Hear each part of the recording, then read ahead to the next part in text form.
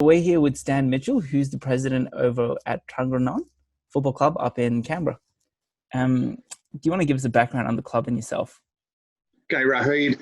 Well, I've only been the president for 18 months, but I've been involved in this club for, do I dare say it, 26 years. Yeah.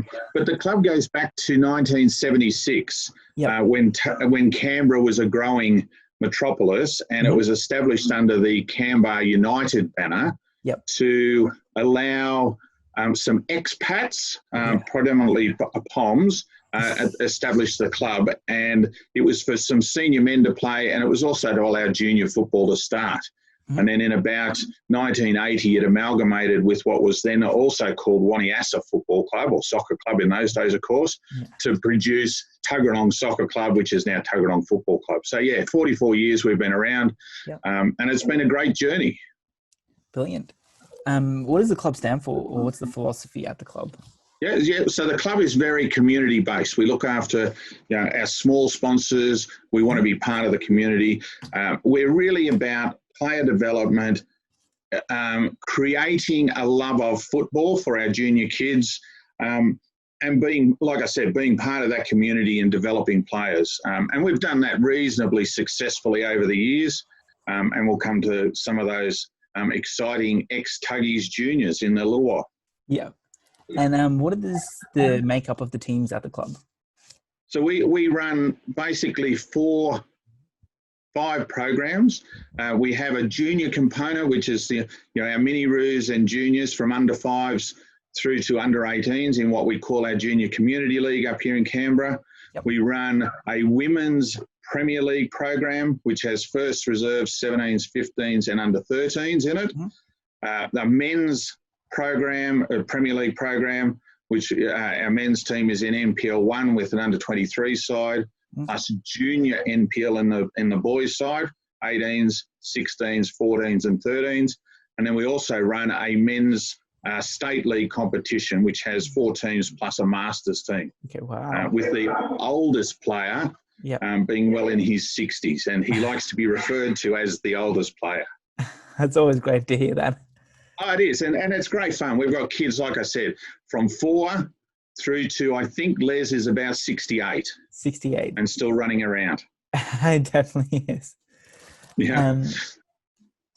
Speaking of, I know you're running a few different programs up there. Can you just tell us about that? Yeah, so Mini-Roos started on the 20th of June here in Canberra. We were the first club to go ahead. So they're what we call our under 5s to under 9s. Okay. They're basically small-sided games. 5s to 7s play 4 a side with the coach guiding, no referees. Under 8s and under 9s are 7 a side. We do use game leaders, so referees who are just starting on their journey, usually 13, 14-year-old kids, and we look after those. The juniors, 10s through to 18s, they play Saturday afternoons generally. And then our Premier League programs, as like, most of Australia now, we've got these national Premier Leagues, both men's and women's. There's 11 sides in those. And then our men's state league, 4 sides over 4 different grades out of the 7 grades that Canberra runs. That's great. So we've got 850 registered members of the club right now. That's a lot. And it's more than last season. Yeah. And so we've gained players this season. And what do you think might have influenced that? I think it was our decision not to stop, per se, when COVID came around. We decided to communicate heavily in the community. We decided to take on the banner, I guess, over our logo that says support those that have supported us. So we really publicised our sponsors and supporters. Which has led to additional sponsors this year. So, and it's really about that sort of communication and being ready to go. So Canberra got the go-ahead to commence Mini-Roos, the under 5s to 9s, with effect the 20th of June. And we had our approvals done that week and ran a full component that weekend. That's great. And then you mentioned, So speaking of communication, was there anything that you guys were doing differently compared to the other clubs, even here in Melbourne? I think so, because we were writing and putting stuff up on Facebook and that sort of thing. So we were just keeping all our members aware. We worked with Capital Football around keeping our registrations open. So where someone would say, "Oh, I'm thinking about it," we said, "Well, go and register, but don't pay yet. We'll sort out payments later." But we didn't want to shut the registrations, otherwise they'd wriggle away. So whilst they were on the hook, we were going to grab them. So we did do a lot of communication. I know some clubs did no communication, and that's to their detriment. Yeah, no, I think, especially in this modern age, you've got to communicate and you've got to be able to, Oh, absolutely.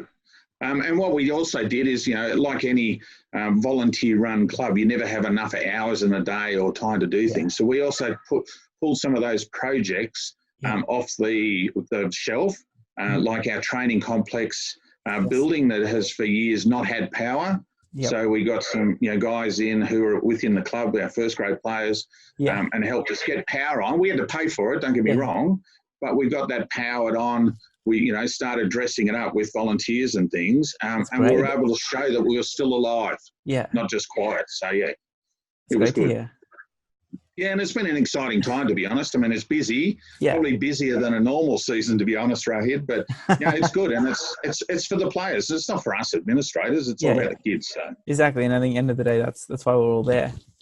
Absolutely, and if we're not there for those reasons, then as I've said to a couple of other presidents, well, you need to have a look at why you're there. Exactly, and I think that's a very, very fair point there. Yeah. Speaking of, and we're still getting registrations. I've got another inquiry today. We're in week 3. Of our under-9s program, and another kid wants to join. So we'll see how we can make that happen for the kid. Yeah. Speaking of personal reasons and being there for the right reasons, how did you get involved in the club? So I guess my history in football goes way back to 1971 as a junior. But I was fortunate enough to play in the Canberra Arrows side and the ACT rep sides way back in the 70s and 80s. So I was always drawn and I guess suckered into, because I had the love of the game. I moved to Tuggeranong, and my son, who was 6 at the time, was running around doing the normal junior things. And I said I wasn't going to coach him. Well, I ended up having to coach him. He came home one afternoon and said, "Dad, this guy's an idiot. Can you coach us?" I've been coaching or refereeing or administrating or all of them at once since 96. So, and it was just a thing. And for me, it was about giving back. I was very fortunate to play for the ACT, and we got to travel all around the country. I played, like I said, for the Canberra Arrows, which is precursors to the Cosmos, the Canberra Cosmos. So we are talking about 80 and 81. But, I played with people like Frank Farina and things, and, we had a great time. So it's for me, it was all about putting back into the sport. And now my grandkids are playing. And you're still there? I'm still there. Still coaching them, still running after them? Yeah, absolutely. My 3-year-old son, his grandson is just starting his journey. He loves football, soccer balls and things. So, but that's why we should be doing it. It's about them, not me. Nah, that's it. How did you get involved as the president of the club, or how did that journey? That's very cool. I was coaching in the MPL youth program, and. Well, I was at an AGM and not paying attention, if we want to be brutally honest, and got nominated and was then onto the board as such. And then our president, or ex-president, John Tearley, resigned after 12 years. He'd been there a long time and was starting to be tired, to be honest. And that's no disrespect to John. These are tiring positions. And no one else was willing to put their hand up.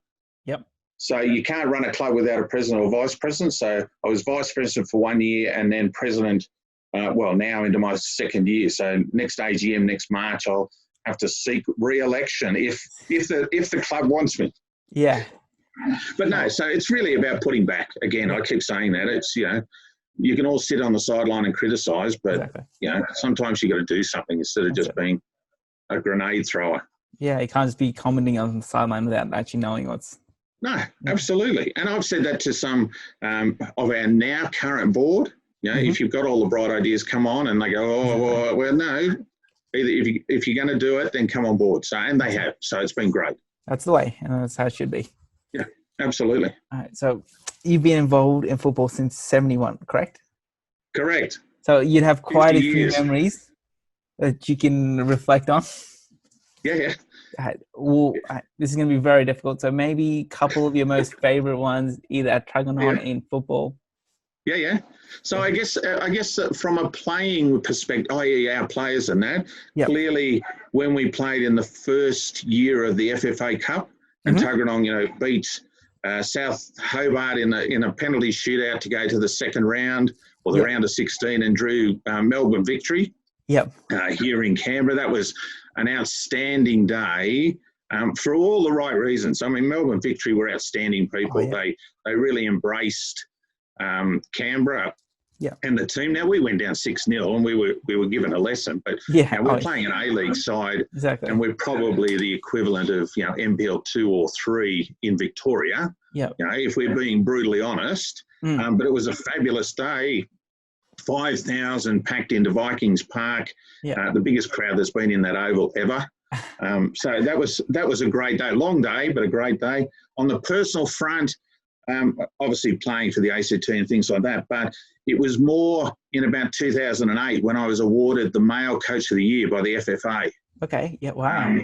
And that was not because I was coaching NPL, it was because of a parent who wrote a letter. And it was about a kid, basically, who was losing interest. Had previous coaches who, were grumpy and yelled and all that sort of thing. And she put a letter in, and bingo, I got up in 2008. So that was it. But really, the most memorable moments are every Saturday. You see the kids running around. The first weekend this year, the parents and kids just being so happy to be out playing football. So that was really does stand out, to be honest. Yeah. And I get emotional about that one. I get a little bit teary. Yeah, I do. And because, I've spoken to a lot of parents over the last, 5 months. Is it on? Isn't it on? All those sort of things. But just seeing them on that very first weekend, it was just unbridled joy. So that was a pretty special moment. Yeah, it all definitely is. And I think absolutely. We'll be back there and you'll have plenty more of that up there. Oh, absolutely. We've got, this weekend, we're trying to work out whether we're going to run in the middle weekend of our school holidays here. So we've opened it up to the kids and the teams that said, well, if you want to play, we'll do a special draw up so we can, keep the kids playing, because it's a weird old year. So we might as well give them as much game time as we can. Exactly. And then we'll get into all of the other grades. So the other 50-odd teams will commence on the 18th of July, somewhere in Canberra. Yeah. Somewhere in Canberra, that's the big question. Well, the draws aren't out yet, so that's why I say it. But the Premier League ones come out this Friday, so it'll be good. Yep. All right. Thank you for joining me, Stan. Thank you for your time. And I know you've got a very busy schedule, especially with everything going on, so I really appreciate this. No, my pleasure. And it's good to be involved in this sort of communication about broader football in Australia. Canberra's a little cocoon at times, full of politicians when they're not at home with you guys. But no, it's good to I guess, look at other things. And Rohit, thanks for setting up, this media. And, if you need anything, give us a yell anytime. Yeah, definitely. We'll do, mate. Okay, mate. Thanks, buddy. That's all right.